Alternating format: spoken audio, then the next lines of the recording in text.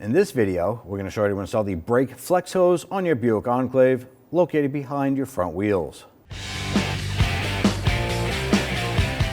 With the vehicle raised and supported, we're going to use our 22mm socket to loosen and remove our lug nuts.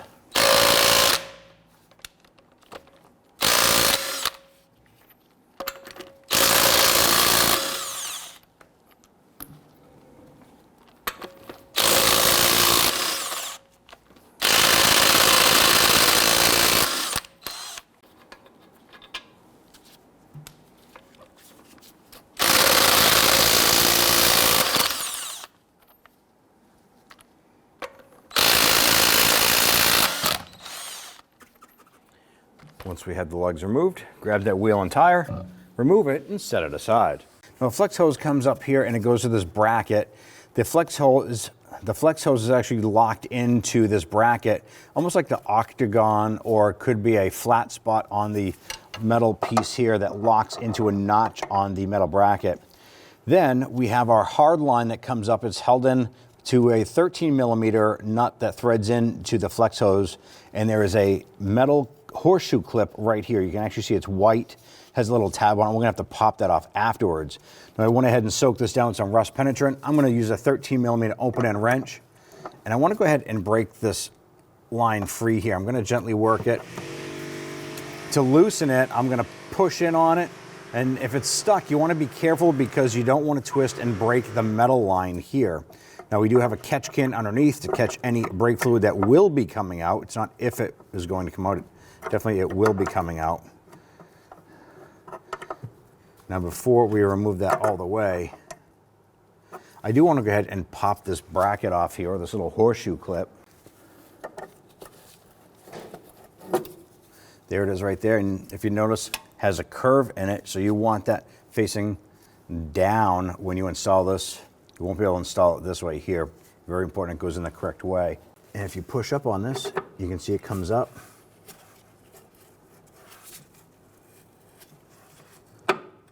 Pop that back down, and we're gonna go ahead and break that free again. Now if we follow this down to the back side of our brake caliper, the bolt holding the flex hose to the caliper is an 11mm. So what we're gonna do is just kind of break that free. And we're gonna just snug it gently. Just wanna make sure that it's free and ready to go. I'm gonna come back up top.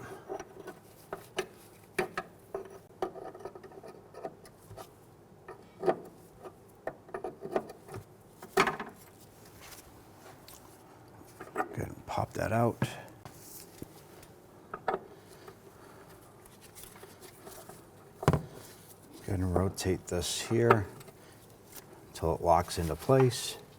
Gonna line that back up, and I'm gonna start threading that in.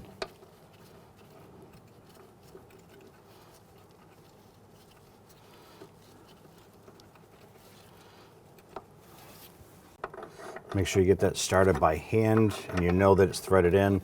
You don't want to cross thread this. All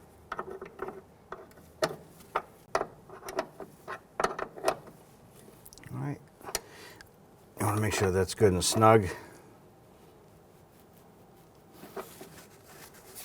Now that we have that good and tight, I'm going to take our clip, line that up.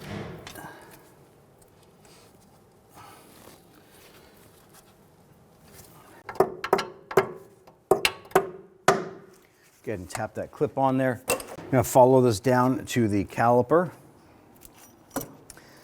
And before we remove that, we want to make sure that we have our 2 copper washers. Now what we're going to do with this here is one is going to go on each side of this block here when we install this. So you want to make sure that you have those ready to go. Use that 11mm.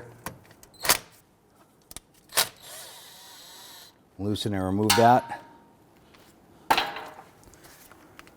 Inspect the back side of the caliper. Make sure that that other copper washer is not stuck there, because you don't want to double up on them. Remove the bolt from the other hose. Make sure you have the copper washer on the bolt side. Feed that through. Put it through on the other side. Go ahead and line that up.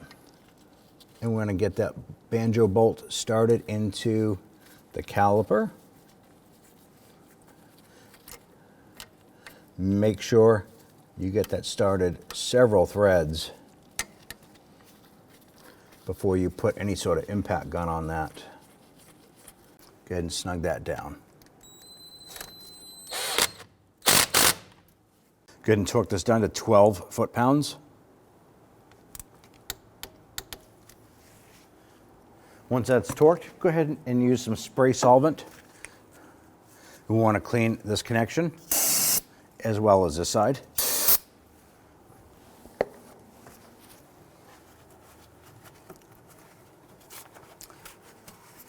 You're going to check both for leaks, any type of moisture around there. Make sure you wipe everything down. Wipe down the lower control arm that we had some brake fluid spillage on there. So wipe that all down, clean that up. Now on the back side of the caliper here, you're going to find the brake bleeder screw. Sometimes you're going to find this little rubber cap on there. A lot of times they're actually missing, but that's going to expose the brake bleeder screw. Using a 10mm wrench, we want to go ahead and open that up.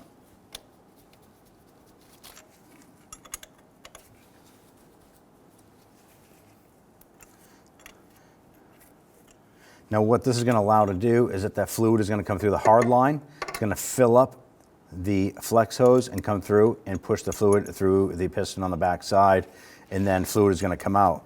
But what's going to happen is we're probably going to see a couple bubbles of air coming out. We want to keep this open until we can see a solid stream of brake fluid coming out, and then we'll close it. Now at this point here, we have a solid stream of fluid coming out and no air bubbles. Oh, actually we have some air bubbles still coming out right there.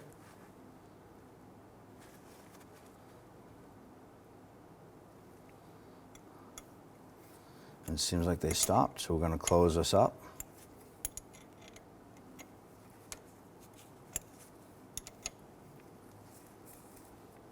And snug that down. Spray this down with some solvent. Make sure we get any residual brake fluid off of this. Wipe it all down. Let's go ahead and check the fluid up top. Remove the cap. Use the appropriate brake fluid with a funnel to go ahead and fill to the max line identified on the side of the fill neck right there.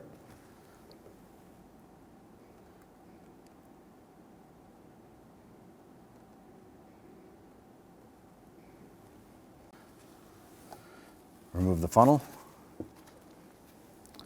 install the cap. Install the rubber cap on the bleeder screw. Double check for any leaks on either end of the flex hose. Now at this point here, you've already done everything here. You want to hop into the vehicle, you want to start it up. Pump that brake pedal up and hold it for about 10 seconds on each depression. So press it down and hold it. And what you're looking for is to see if the pedal is excessively soft or if the pedal is firm and then slowly goes down. If you feel that, you want to go ahead and start on the complete brake bleeding procedure for this vehicle. Otherwise, if the brake pedal is nice and firm on all 3 presses there and it holds up nice and tight, you're all set. Go ahead and grab your wheel. Get that lined up. I'm going to go ahead and get our lug nuts started here. And once we have all these started, we'll go ahead and snug them down.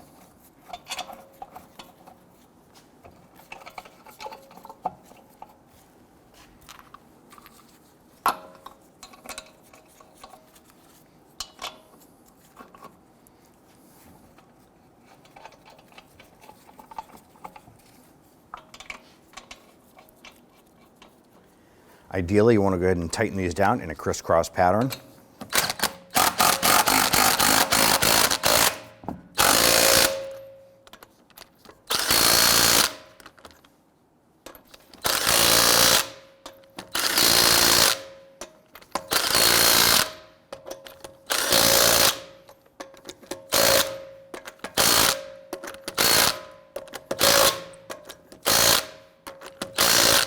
Now that we have the vehicle lowered onto the ground, we can go ahead and torque our lug nuts to 140 foot-pounds.